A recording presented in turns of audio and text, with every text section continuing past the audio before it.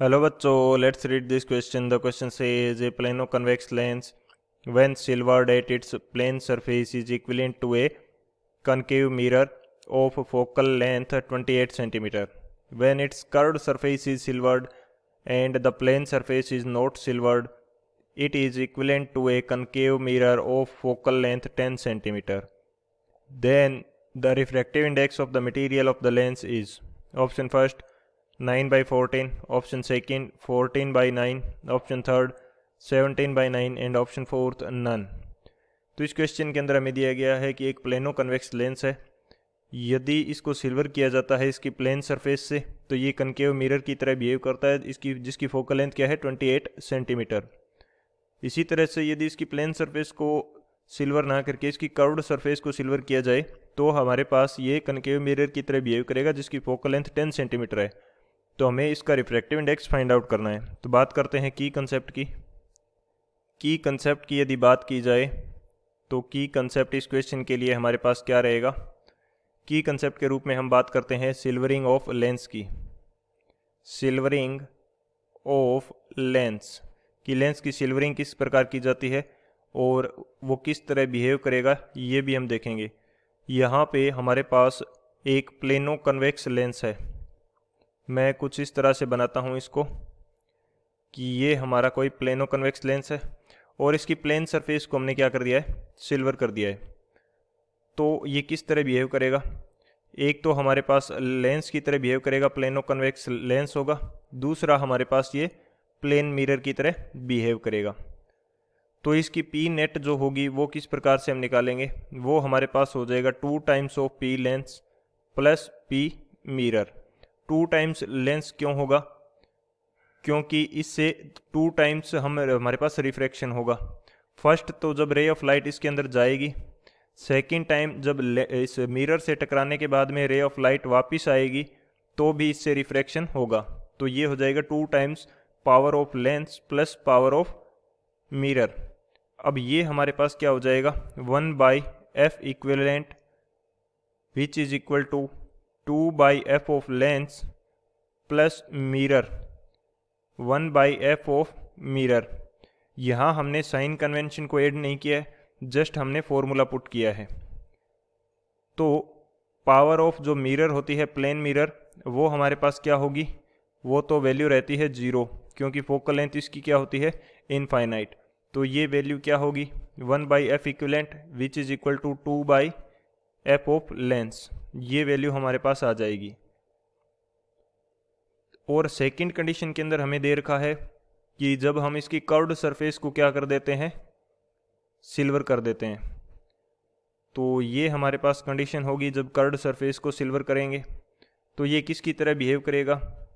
एक तो हमारे पास प्लेनो कन्वेक्स लेंस होगा, सेकंड हमारे पास बन जाएगा कनकेव मिरर. लेंस से इस बार भी 2 टाइम्स हमारे पास क्या होगा, रिफ्रैक्शन होगा. पावर पी नेट इसके लिए क्या होगी केस सेकंड के लिए 2 times of power lens plus 1 time of power of mirror.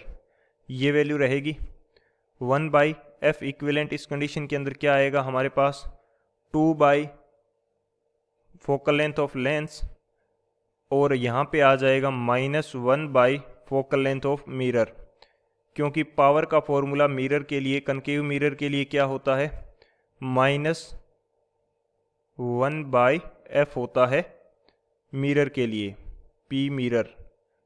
तो ये माइनस आ जाएगा. फर्स्ट केस के अंदर हमने माइनस क्यों नहीं यूज किया, चलो यहाँ भी मैं माइनस लगा देता हूँ मिरर के लिए, अदरवाइज कन्फ्यूज़न होता रहेगा. हमने इसलिए नहीं यूज किया था क्योंकि ये वैल्यू जीरो हो रही थी तो इसलिए हमने first time sign convention use नहीं किया था. लेकिन अब मैंने इसको चेंज कर दिया एक बार के लिए ताकि कोई कन्फ्यूज़न ना हो. तो ये कंडीशन हमारे पास दोनों केसेस के लिए रहने वाली है.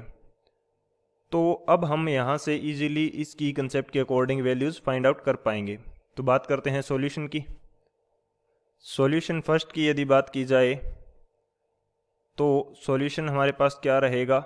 फर्स्ट केस के अंदर केस फर्स्ट इसके अंदर हमारे पास 1 बाई एफ इक्विवेलेंट की वैल्यू कितनी आ रही है 2 by F of lens focal length of lens इसकी इक्वल आ रही है. एफ इक्विवेलेंट हमें क्या दिया है, ये हमें दे रखा है फर्स्ट केस के लिए कितना दिया है ये मैं चेक कर लेता हूँ एक बार। 28 सेंटीमीटर। 28 सेंटीमीटर का कनकेव मिरर की तरह बिहेव करता है। तो कनकेव मिरर की फोकल लेंथ होती है नेगेटिव के अंदर, तो ये हमारा -28 हो जाएगा 2/f of lens, 2/f of lens. तो F इक्विवेलेंट हमें क्या दिया है ये एक बार थोड़ा सा समझ लेते हैं। F इक्विवेलेंट हमारे पास पहले से पता है कि वो कनकेव मिरर की तरह बिहेव करेगा। तो यहाँ पे F इक्विवेलेंट क्या हो जाएगी, इसको मैं थोड़ा सा फिर से लिखता हूँ तो ज़्यादा अच्छे से समझ में आएगा। F इक्विवेलेंट क्या हो जाएगी, F ऑफ कनकेव मिरर, इसको मैं FC से लिख देता हूँ। तो 1/f ऑफ कनकेव मिरर जो कि हमेशा क्या होती है, नेगेटिव होती है, 2/f ऑफ लेंस। तो माइनस यहाँ पे आ जाएगा, और कनकेव जो मिरर है उसकी फोकल लेंथ कितनी होती है माइनस के अंदर, तो ये क्या हो जाएगा -28। तो ये क्या आ जाएगा 2/fl, यानी कि फोकल लेंथ ऑफ लेंस, जो कि हमारे पास कितनी आएगी, ये हमारे पास आ जाएगी, या सॉरी इसको ऐसा नहीं करते हैं तो इससे तो शायद ज़्यादा कन्फ्यूज़न होगा, लेकिन हम एक काम करते हैं कि हमें डायरेक्ट पता है कि वो कनकेव मिरर की फोकल लेंथ है। F इक्विवेलेंट कनकेव मिरर की तरह बिहेव कर रहा है, यानी कि नेगेटिव है वो, तो कनकेव मिरर की हमेशा नेगेटिव ही होती है। तो यहाँ पे वैल्यू का साइन यूज करने की हमें आवश्यकता नहीं है, क्योंकि क्वेश्चन के अंदर डायरेक्ट बताया गया है कि वो कनकेव मिरर है। तो फोकल लेंथ ऑफ लेंस कितनी आ जाएगी 56 सेंटीमीटर। ये हमारा केस फर्स्ट के लिए हो जाएगा। केस सेकंड की यदि बात करें हम, तो केस सेकंड में हमारे पास क्या आ रहा है, केस सेकंड वहाँ पे 1/f इक्विवेलेंट हमारे पास आ रहा था 2/f of lens plus 1/f of mirror, ये कंडीशन हमारे पास आ रही थी। तो यहाँ से F इक्विवेलेंट हमें क्या दे रखा था कि 10 सेंटीमीटर का कनकेव मिरर, तो कनकेव मिरर की हमेशा नेगेटिव होती है, साइन यहाँ पे यूज़ नहीं करेंगे। तो 2/f लेंस आ जाएगी। लेंस की हमें कितनी गिवन है, यानी कि हमने कितनी फाइंड आउट करी है 56, तो कनकेव मिरर की यहाँ से आ जाएगी 1/fm। तो ये वैल्यू हमारे पास कितनी आएगी वो देख लेते हैं। 1/fm ये हमारे पास आ जाएगा 1/10 माइनस 2/56, तो ये वैल्यू हमारे पास कितनी आएगी, ये यहाँ से हमारे पास आ जाएगा 140 और ऊपर आ जाएगा मेरा 9। तो फोकल लेंथ ऑफ मिरर कितनी आ जाएगी 140/9 सेंटीमीटर। अब देखो ये भी हमारे पास पॉजिटिव आ रही है, क्योंकि कनकेव मिरर की हमने डायरेक्ट वहाँ पे पॉजिटिव यूज़ करी थी, इक्विवेलेंट के अंदर हमने क्या यूज़ किया था डायरेक्ट पॉजिटिव। तो यहाँ भी डायरेक्ट पॉजिटिव आ रही है हमारे पास, क्योंकि कनकेव मिरर का हमें पहले से पता है कि कनकेव मिरर के अंदर ये केस रहता है।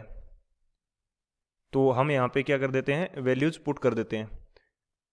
और अगर हम यहाँ पे माइनस यूज करते, जैसे की कंसेप्ट के अंदर हमने देखा था कि वहाँ पे माइनस यूज किया था, मैं यहाँ पे माइनस यूज कर देता, यहाँ पे यदि मेरे पास क्या होता, माइनस है मेरे पास, और तो हमारी वैल्यू क्या आ जाती, नेगेटिव के अंदर आ जाती, नेगेटिव यूज करता तो नेगेटिव के अंदर आ जाती, लेकिन हमने डायरेक्ट पॉजिटिव यूज किया है, तो ये हमारी किस में आ रही है, पॉजिटिव के अंदर।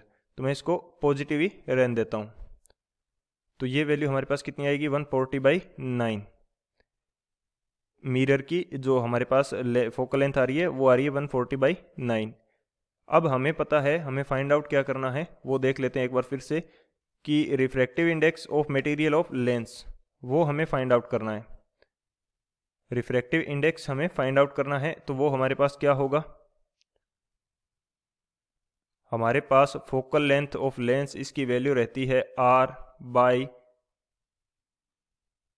-1, ये वैल्यू हमारे पास रहेगी। हमें चाहिए r, तो ये फोकल लेंथ ऑफ मिरर से फाइंड आउट कर सकते हैं। फोकल लेंथ ऑफ मिरर क्या होती है r/2, तो यहाँ से r की वैल्यू क्या आ जाएगी 2 टाइम्स ऑफ 140/9 सेंटीमीटर, ये आ जाएगी। तो फोकल लेंथ ऑफ लेंस ये हमने फाइंड आउट करी है 56, which is equal to r की वैल्यू क्या है 2 × 140/9, और नीचे क्या है μ -1। तो जब इसको सॉल्व करेंगे तो म्यू की वैल्यू हमारे पास कितनी आएगी 14/9, ये हमारे पास म्यू की वैल्यू आ जाएगी। तो कौन सा ऑप्शन करेक्ट हो जाएगा हमारे पास, जो ऑप्शन बी है 14/9 वो हमारा करेक्ट हो जाएगा। So option B is the final answer. I hope you understood it well. Best of luck. Thank you.